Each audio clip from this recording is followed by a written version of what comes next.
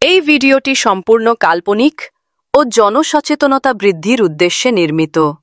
ভিডিওতে প্রদর্শিত চরিত্র, সংলাপ ও ঘটনাগুলি শুধুমাত্র শিক্ষামূলক বার্তা দেওয়ার জন্য ব্যবহার করা হয়েছে। বাস্তব কোনো ব্যক্তি, প্রতিষ্ঠান বা ঘটনার সঙ্গে এর কোনো মিল থাকলে তা সম্পূর্ণ কাকতালীয়। আমাদের উদ্দেশ্য কেবল মানুষকে সচেতন করা যে অতি লোভ ভালো নয়।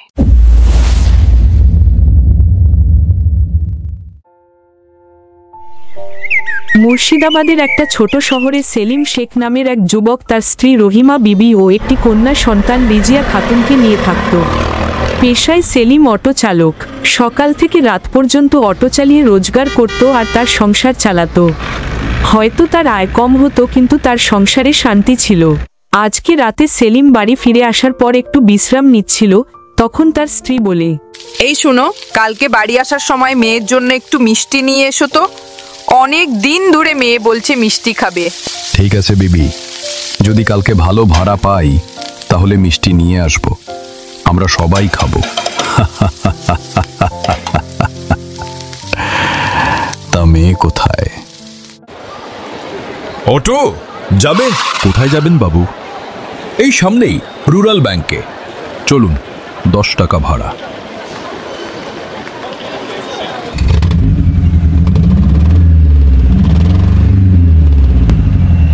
ব্যাস ব্যাস, এইখানেই থামো। এই নাও টাকা। একই লোকটা তো ব্যাগ রেখে চলে গেছে। আগে একটা ফাঁকা জায়গায় যাই, দেখি তো ব্যাগে কি আছে। টাকা ভর্তি ব্যাগ। আমি এখন কি করি?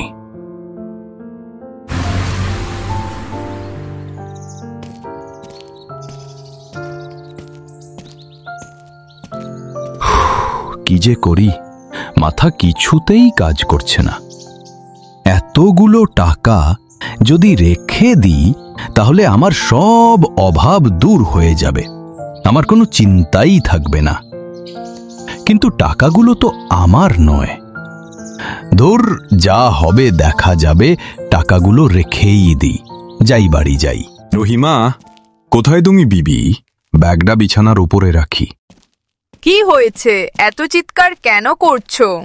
দেখো, তোমাদের জন্য কতগুলো মিষ্টি নিয়ে এসেছি। বাহ, খুব সুন্দর। এই ব্যাগটা তো আমাদের না। কার ব্যাগ এটা? বলছি শোনো, আজকে একজন যাত্রী তার ব্যাগটা আমার গাড়িতে ভুল করে ফেলে চলে গেছে। ব্যাগটা খুলে দেখে তো আমার চক্ষু চড়ক গাছ। সেই টাকা দিয়েই তো মিষ্টি নিয়ে এলাম। আমাদের দুঃখের দিন শেষ রহিমা, আমাদের দুঃখের দিন শেষ। তুমি এটা ঠিক করোনি। তোমার উচিত ছিল যার ব্যাগ তাকে ফেরত দেওয়ার। কি যে বলো তুমি রহিমা, আমার ভাগ্যের জোরে আমি টাকা পেলাম, আর তুমি বলছো আমি ভুল করেছি। তোমার মাথা খারাপ হয়ে গেছে। দাও তো, আমাকে খেতে দাও। আজকে আর কাজে যাব না, সারাদিন বাড়িতেই থাকবো। সেদিন সেলিম আর কাজে যায়নি। সেলিমের মনে খুব আনন্দ ছিল, কিন্তু একটা ভয় যেন তার মধ্যে কাজ করছিল। সারাদিন বাড়িতেই ছিল, তারপর রাতের খাবার খেয়ে ঘুমিয়ে পড়ে।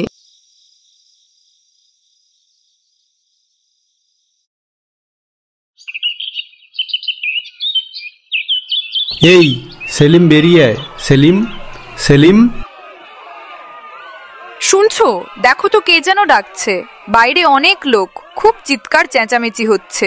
ঠিক আছে, তুমি বসো, আমি দেখছি।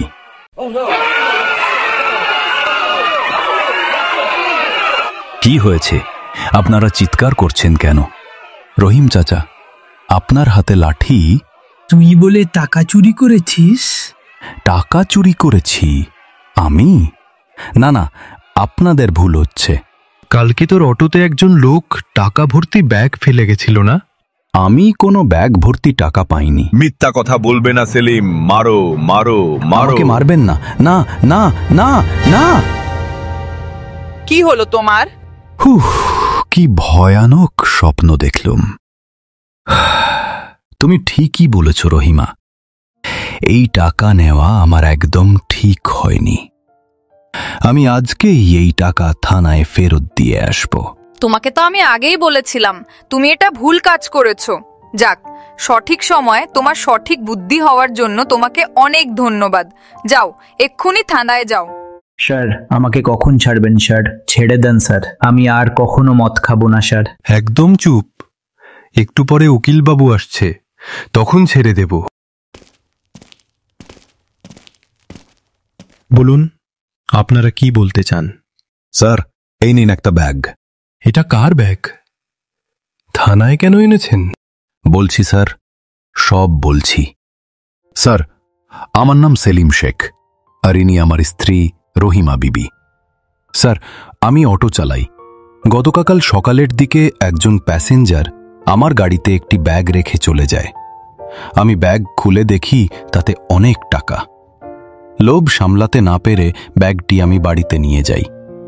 কিছু টাকা দিয়ে মিষ্টিও কিনে নেই, কিন্তু পরে মনে হয় আমি খুব ভুল করেছি। তাই আজকে এই ব্যাগটি আমি আপনার কাছে ফেরত দিয়ে গেলাম। ব্যাগের মধ্যে কিছু ডকুমেন্টস আছে, সেখান থেকে আপনি ব্যাগের আসল মালিকের পরিচয় পেয়ে যাবেন স্যার। বাহ, আপনার মতন লোক আজকের সমাজে খুব দরকার সেলিমবাবু। আপনার এই মহৎ সিদ্ধান্তকে কুর্নিশ জানাই। আমি অবশ্যই এই ব্যক্তির আসল মালিকের কাছে পৌঁছে দেবার ব্যবস্থা করব। সেলিম শেখের এই সিদ্ধান্ত প্রমাণ করে যে আজকের মডার্ন যুগেও সততা বেঁচে আছে।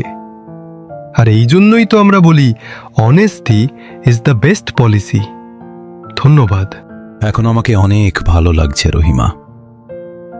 মাথা থেকে যে কি বোঝা নেমে গেল তুমি ভাবতে পারবে না। যদি ওই লোকটির সঙ্গে কোনোদিন দেখা হয়, তার পা ধরে ক্ষমা চেয়ে নেব। লোভ মানুষকে মুহূর্তের জন্য অন্ধ করে দেয়, কিন্তু বিবেকের আলো তাকে আবার সঠিক পথে ফিরিয়ে আনে। আজ ওই অটোচালক প্রমাণ করল, টাকার চেয়ে বড় হলো সততা, আর অন্যের জিনিস ফিরিয়ে দেওয়াই আসল মানবতা। আমরা সবাই যদি এমন সততার দৃষ্টান্ত স্থাপন করি, তাহলে সমাজ আরও সুন্দর ও বিশ্বাসযোগ্য হয়ে উঠবে।